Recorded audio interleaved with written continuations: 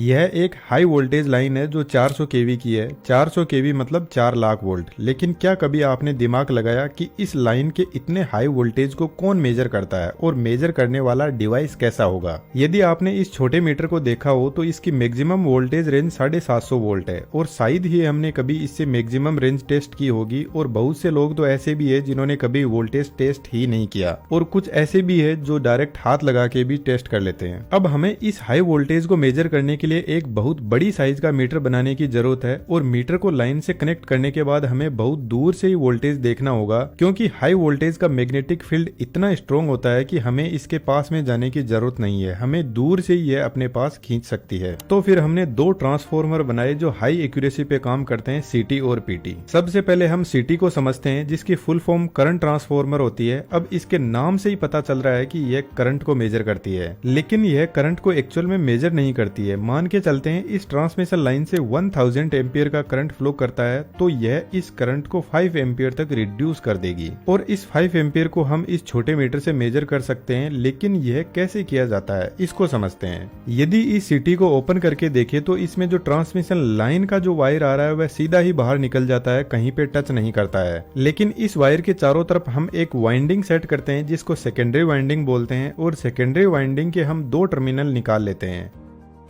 जिन पर हम current measure करेंगे। यहाँ पर यदि आप ध्यान से देखोगे तो प्राइमरी वाइंडिंग का काम यह मेन वायर ही करता है। अब यह वायर अपने आसपास में एक मैग्नेटिक फील्ड जनरेट करता है और यही मैग्नेटिक फील्ड सेकेंडरी वाइंडिंग तक पहुंचता है और सेकेंडरी वाइंडिंग में भी करंट फ्लो होने लगता है। लेकिन सेकेंडरी वाइंडिंग में बहुत सारे टर्न्स होते हैं जो करंट को 5 एम्पियर तक रिड्यूस कर देते हैं। लेकिन हम वोल्टेज को कैसे भूल सकते हैं? यदि करंट कम होता है तो वोल्टेज बढ़ जाता है। अब कितना वोल्टेज बढ़ता है वह आप खुद ही देख लो। एक छोटी सी इक्वेशन है जो आप देख पा रहे हो। अब यह इक्वेशन कैसे बनी इसके लिए आपको इंजीनियरिंग करनी होगी, लेकिन इसको हम सिंपल वर्ड्स में समझते हैं जो बहुत ही गजब की इक्वेशन है। यहाँ n मतलब नंबर ऑफ टर्न्स है। अब n1 मतलब प्राइमरी वाइंडिंग और n2 मतलब सेकेंडरी वाइंडिंग के टर्न। इसी तरीके से वोल्टेज और करंट भी प्राइमरी और सेकेंडरी वाइंडिंग के हैं। सबसे पहले हम करंट फाइंड आउट करते हैं। मानकर चलते हैं सेकेंडरी वाइंडिंग के टर्न्स 200 है और प्राइमरी वाइंडिंग में तो एक ही टर्न है, तो यह टर्न सीटी की मैन्युफैक्चरिंग के टाइम पर ही फिक्स कर देते हैं।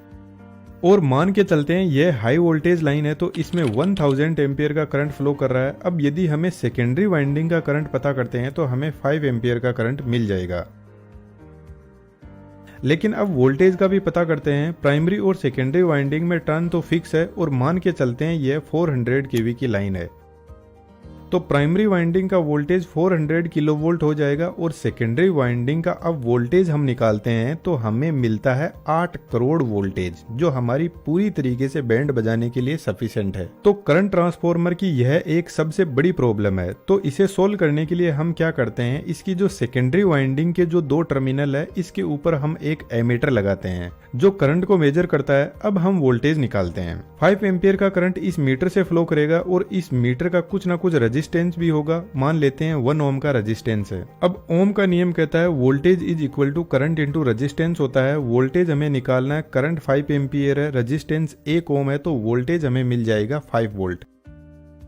तो यह कैसे हुआ? अभी तो हमें 8 करोड़ वोल्टेज मिला था। यदि करंट ट्रांसफॉर्मर के सेकेंडरी साइड में हम कोई भी लोड कनेक्ट नहीं करते हैं तो यह दोनों टर्मिनल ओपन रहेंगे और इनके बीच का जो रेजिस्टेंस है वह इनफाइनाइट होगा।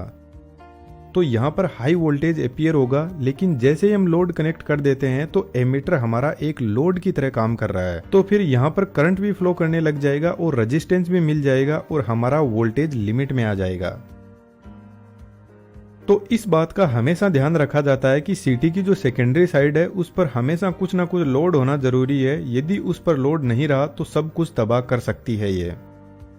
अब सीटी में जो वाइंडिंग होती है उसको प्रॉपर इंसुलेशन और कूलिंग प्रोवाइड करवाने के लिए यहाँ पर ऊपर की तरफ ऑयल भरा रहता है। कौन सा ऑयल भरा रहता है यहाँ पे कमेंट बॉक्स में जरूर से लिखना, मैंने पहले भी कई बार बताया है। अब हमें यहाँ मीटर में 5 एम्पियर का करंट दिखाई दे रहा है तो हाई वोल्टेज साइड में कितना करंट फ्लो कर रहा है इसी फॉर्मूले की हेल्प से हम पता कर लेते हैं। अब तीनों फेज के लिए अलग अलग 3 सीटी लगे रहते हैं और वह इसलिए क्योंकि जब भी 3 फेज अनबैलेंस हो तो हमें तीनों फेज के करंट की अलग अलग इंफॉर्मेशन पता लग सके।